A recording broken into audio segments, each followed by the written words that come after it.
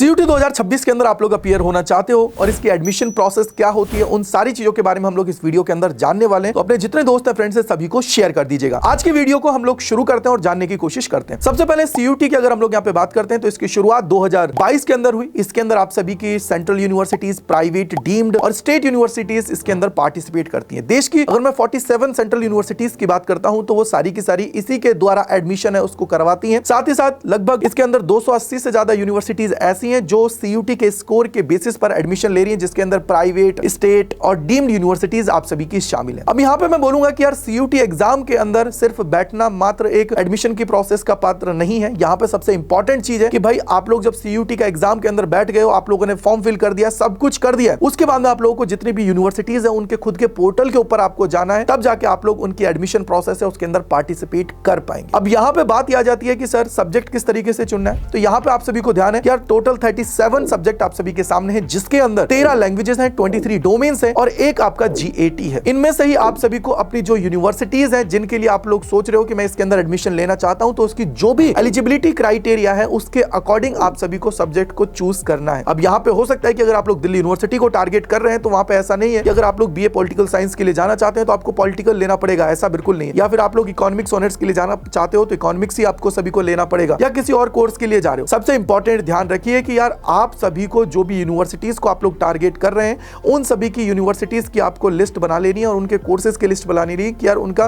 क्या क्या eligibility criteria होता है, किस तरीके से सारी चीजें उसके अंदर देखने को मिलती है। वहीं पे आप लोग देखेंगे कि भैया क्या क्या सब्जेक्ट हैं, किस तरीके से सारी चीजें, उसके अकॉर्डिंग आप लोगों को जब सीयूटी का फॉर्म आप लोग फिल करेंगे उस दौरान आप सभी को उन सब्जेक्ट्स को चूज करना है।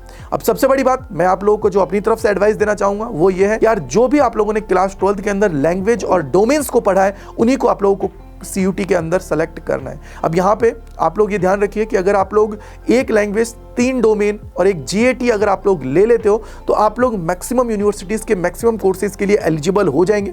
क्योंकि आप देखो कि अगर एक लैंग्वेज और 3 डोमेन लेते हैं तो आप लोग दिल्ली यूनिवर्सिटी के ऑलमोस्ट हर कोर्स के लिए एलिजिबल हो जाएंगे। अगर आप लोग बीटेक करना चाहते हैं तो एक लैंग्वेज, एक जीएटी और मैथमेटिक्स से आप लोग उसके लिए एलिजिबल हो जाएंगे। वहीं अगर आप लोग बीएचयू के अंदर बीए एलएलबी करना चाहते हैं तो लैंग्वेज और जीएटी से आपका काम हो जाएगा। अगर बीए करना चाहते हैं तो लैंग्वेज जीएटी से काम हो जाएगा। यानी कि अगर आप लोग ये 5 सब्जेक्ट ले रहे हो जिसके अंदर एक लैंग्वेज, 3 डोमेन, एक जीएटी है और जो आप लोगों ने क्लास 12th के अंदर पढ़ रखे हैं लैंग्वेज और डोमेन्स, तो इससे आपको बहुत बेनिफिट होने वाला है। अब सबसे इंपॉर्टेंट ये सारी चीजें जानने के बाद में कि यार सिर्फ आप लोगों ने सारी चीजें यहां तक कर ली है, सीयूटी का एग्जाम भी दे लिया, सीयूटी एग्जाम देने के बाद में आप लोगों ने आपकी आंसर कीज भी आ गई और सारी चीजें हो गई हैं, तो इसके बाद में जो यूनिवर्सिटीज है वो अपना खुद का पोर्टल है उसको ओपन करती है। वहां पे आपको उस पोर्टल के ऊपर जाना है, वहां पे रजिस्टर्ड करना है। फिर सेकंड फेज के अंदर वो लोग जब आपका रिजल्ट आ जाता है तो आप लोगों से अपनी प्रेफरेंसेस को भरवाते हैं, प्रेफरेंसेस भरना है। देन फिर आप लोगों का सीट अलॉटमेंट होता है, सीट को आपको एक्सेप्ट करना होता है। फिर आप लोग के ऑनलाइन ही डॉक्यूमेंट वेरीफाई होते हैं। देन आप लोगों का जो डॉक्यूमेंट वेरीफाई होने के बाद में आपको फी पेमेंट करने का ऑप्शन आ जाता है, फी पेमेंट कर देनी है और सारी चीजें इस तरीके से आप लोगों की कंप्लीट होती हैं। याद रखें एलिजिबिलिटी है वो इंपॉर्टेंट है, क्योंकि यार देखो आप लोग हर एक यूनिवर्सिटी को जब भी पार्टिसिपेट करते हो तो उनकी प्रोग्राम स्पेसिफिक एलिजिबिलिटी होती है।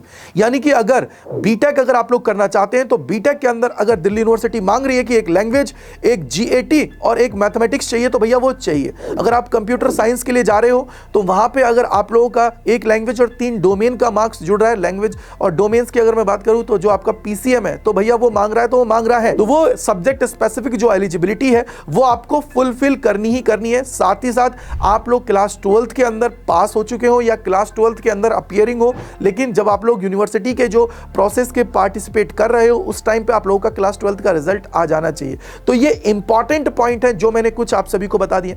अब हो सकता है बहुत सारे बच्चे ऐसे हो कि सर मैं ये करता हूं कि 5 सब्जेक्ट मैंने सीबीएसई के से कर लिया और एक सब्जेक्ट मैं एनआईओएस से कर लेता हूं। तो बेटा आपको पता होना चाहिए कि उससे आप लोग को एक ध्यान रखना है कि यार आप लोगों के लिए जो सबसे बड़ा एलिजिबिलिटी होता है वो यही है कि आप लोगों ने एक सिंगल रिकॉग्नाइज्ड बोर्ड से अपनी जो क्लास 12th है वो कर रखी हो। यानी कि ऐसा नहीं है कि आपने कुछ सब्जेक्ट यहां से कर रखे, कुछ सब्जेक्ट यहां से कर रखे, वो नहीं चलेगा, दूसरी जगह से कर रखे हैं। सिर्फ आपको ये ध्यान रखना है कि जो मैक्सिमम सब्जेक्ट जिस बोर्ड से आप लोगों ने कर रखे हैं वही आप सभी के कंसिडर होंगे। अब यहाँ पे किसी भी स्टेट बोर्ड से आप लोगों ने कर रखा हो क्लास 12th या सीबीएसई से कर रखा हो, सारे के सारे वैलिड है। बस ध्यान रखिए कि उसके अंदर कोई फर्जीवाड़ा ना हो कि बहुत सारे ऐसे होते हैं ना कि एडिट कर देते हैं अपनी मार्कशीट को, वो एडिट नहीं करनी है। जो ओरिजिनल चीज है उन्हीं के थ्रू आप लोगों को इसके अंदर पार्टिसिपेट करना है।